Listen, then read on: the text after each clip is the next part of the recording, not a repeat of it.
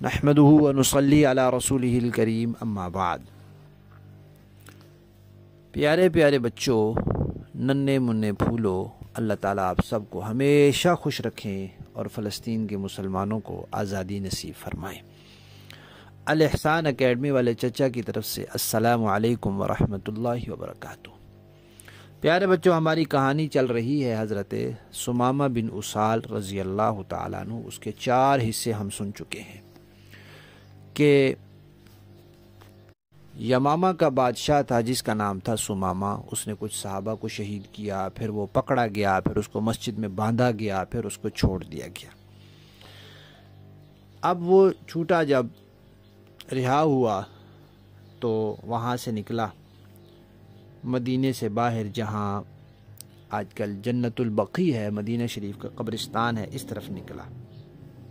وہاں ایک کھجوروں کا باغ تھا۔ اس نے اپنی سواری لی اور اس کو بھی وہاں لے گیا، اور اس باغ میں ایک کنواں تھا۔ اس کنویں کے پاس اس نے اپنی سواری بٹھائی، اونٹ وغیرہ جس پر بھی جا رہا تھا، اور کنویں سے پانی نکال کے اس نے اپنے آپ کو نہلایا، خود نہایا، وہ غسل کیا، اس نے پاک صاف ہو گیا۔ پھر واپس دوبارہ مدینے آیا اور سیدھا مسجد میں لوگ بیٹھے تھے، مسلمان بیٹھے تھے، صحابہ کرام، نبی پاک صلی اللہ علیہ وسلم بھی تشریف فرما تھے۔ تو وہاں پہنچ کر اس نے اونچی آواز سے کلمہ پڑھا۔ پیارے بچوں، کلمہ ہے اسلام کا لا الہ الا اللہ محمد الرسول اللہ۔ لیکن ہمیں زیادہ تر حدیثوں میں کیسے ملتا ہے؟ اشہد ان لا الہ الا اللہ و اشہد ان محمد الرسول اللہ۔ ایسا کیوں ہے؟ عرب کے لوگوں کا یہ طریقہ تھا کہ جب وہ کسی بات کو پکا کرنا چاہتے تھے نا، تو اس کے ساتھ شروع میں گواہی کا لفظ بولتے تھے یا قسم کا لفظ بولتے تھے۔ جیسے ہمارے ہاں کسی بات کو پکا کرنا ہوتا ہے نا، کہتے ہیں بھئی میں قسم اٹھا کر کہتا ہوں، بالکل صحیح کہہ رہا ہوں۔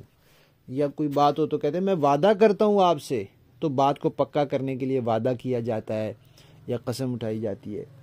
تو وہاں گواہی کا طریقہ تھا، تو اس لیے لا الہ الا اللہ سے پہلے وہ اشہد کہہ دیتے تھے، اشہد ان لا الہ الا اللہ، اور محمد الرسول اللہ سے پہلے بھی وہ کہہ دیتے تھے اشہد ان محمد الرسول اللہ۔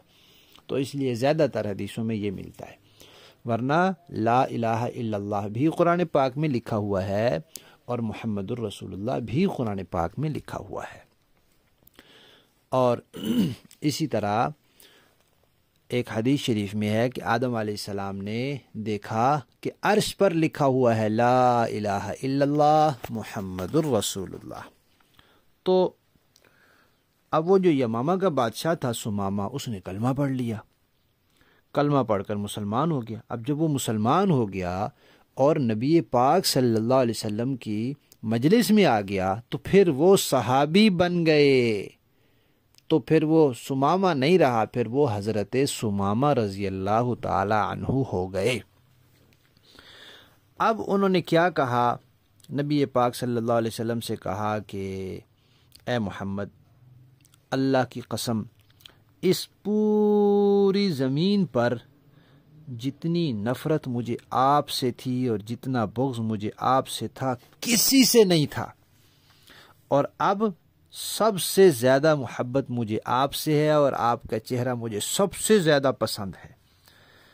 اور اللہ کی قسم، سب سے زیادہ مجھے آپ کے دین سے نفرت تھی، لیکن اب مجھے سب سے زیادہ آپ کا دین پسند ہے۔